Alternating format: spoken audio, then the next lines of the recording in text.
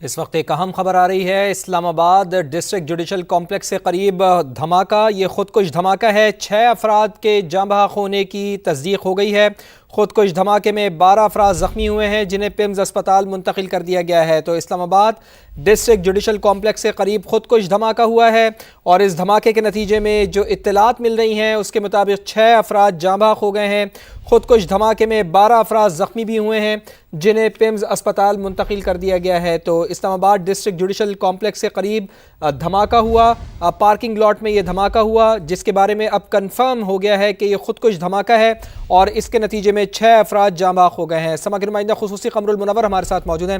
قمر، بتائیے اس دھماکے سے متعلق یہ طے ہو گیا ہے کہ خودکش دھماکہ تھا اور 6 افراد جاں بحق ہوئے اس میں؟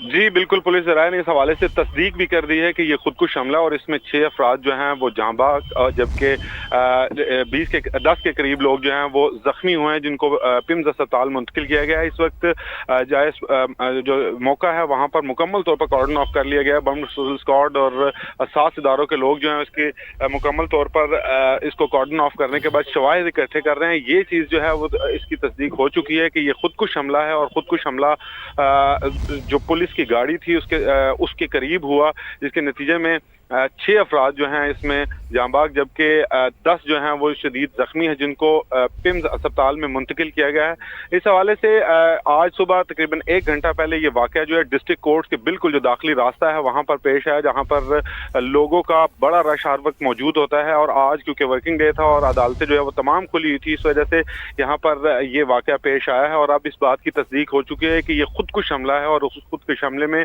ابتدائی طور پر 6 افراد جو ہیں وہ جاں بحق ہوئے ہیں، جبکہ 10 افراد کے بارے میں یہ بتایا جا رہا ہے کہ وہ شدید زخمی ہیں جن کو پیمز اسپتال منتقل کیا جا رہا ہے۔ تمام پولیس کے اعلیٰ اور ضلعی انتظامیہ کے اعلیٰ افسران جو ہیں اس وقت موقع پر موجود ہیں۔ بم اسکواڈ نے جو شواہد اکٹھے کیے ہیں وہ نہ صرف اس روڈ کے تینوں اطراف جو ہیں وہاں سے مختلف بارود کے سیمپلز جو ہیں وہ اکٹھے کیے گئے ہیں، بلکہ جو ڈسٹرکٹ کورٹ کی عمارت ہے اس کے جو سیکنڈ فلور ہے وہاں سے بھی جو شواہد ہیں وہ اکٹھے کر لیے گئے ہیں۔ اب اس علاقے کو مکمل طور پر کارڈن آف کیا گیا ہے، جبکہ پولیس کی جانب سے جو اس کے ساتھ ملحقہ سری نگر ہائی وے ہے وہاں پر بھی اس کو مکمل طور پر کارڈن آف کرنے کے بعد اب وہاں پر بھی سرچنگ کا عمل جو ہے وہ جاری ہے۔ جو اس کے ساتھ گرین بیلٹ واقع ہے وہاں پر بھی سرچنگ کا عمل کیا جا رہا ہے۔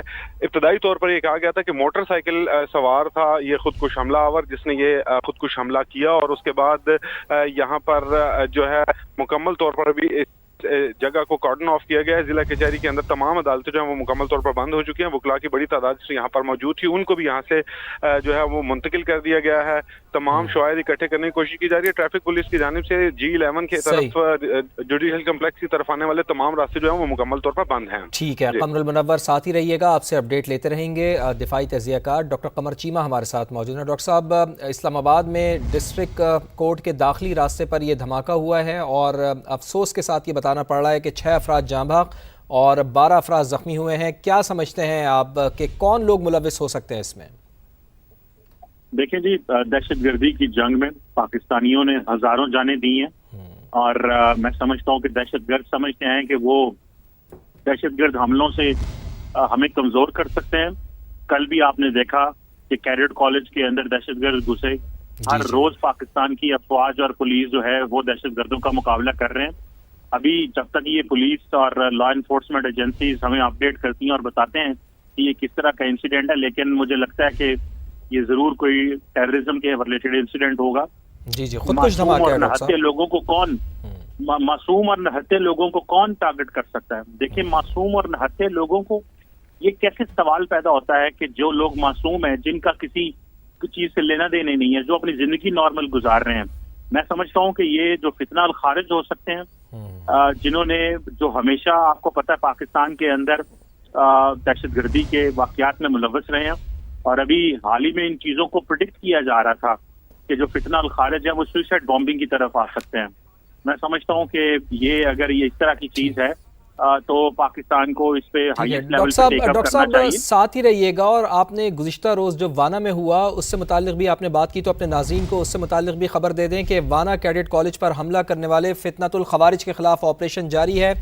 3 خوارج کیڈٹس کی رہائش سے بہت دور ایک عمارت میں چھپے ہوئے ہیں۔ سیکیورٹی ذرائع کے مطابق تینوں خارجیوں کا تعلق افغانستان سے بتایا جا رہا ہے۔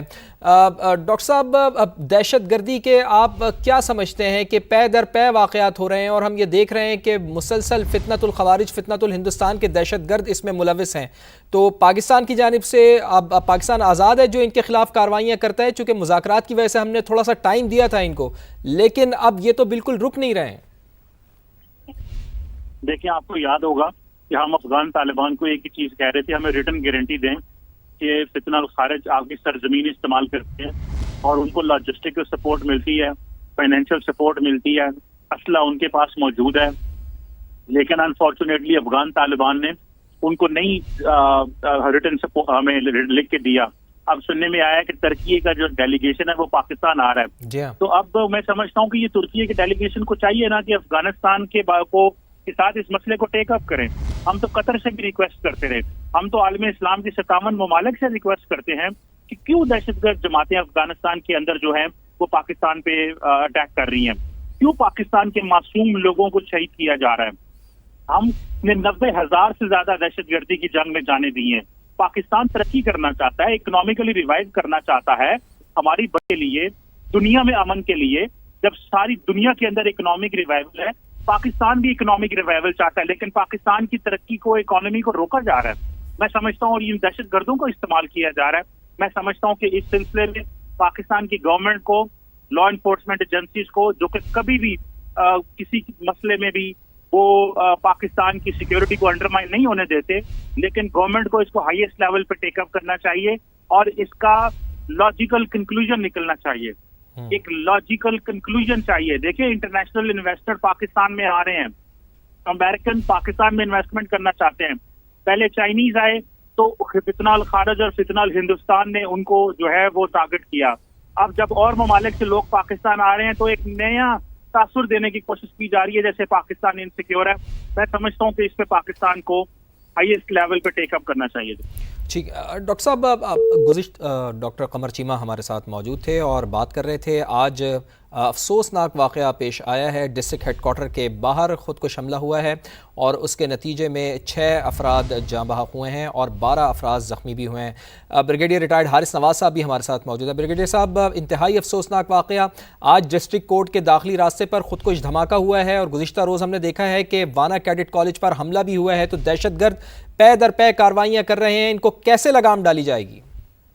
دیکھیں، ایک تو یہ کہ ہمیں اسلام آباد میں اتنی جو سیکورٹی ایریا ہے اور اس کے اندر ایسا ہی دھماکہ پرنسپلی ہونا نہیں چاہیے، اور ہمیں اپنی دیکھنا ہے کہ ہم نے کیسے سیکورٹی میجرز لیے ہوئے ہیں کہ ایک کچہری بازار جو کہ بہت کنجسٹڈ ایریا ہے، بہت رش بھی رہتا ہے، ایسی جگہ پر میرے خیال میں کسی وجہ سے بھی کوئی ایسی گاڑی نہیں آنی چاہیے۔ چیکنگ سسٹم ہونا چاہیے کہ آپ کو پتہ چلے، اور وہ خاص طور پہ اگر سیف سٹی کے کیمرہ جب کہ صحیح ریزولوشن ہے، جو ہم نے جس طرح کراچی میں لگائے ہیں کیمرے، ان میں پتہ چل جاتا ہے کہ اس کے اندر کوئی دھماکہ مواد ہے یا یہ گاڑی کے نمبر پلیٹ غلط ہے، یہ کون انڈینٹیفائڈ لوگ ہیں، اس سے پتہ چل جاتا ہے۔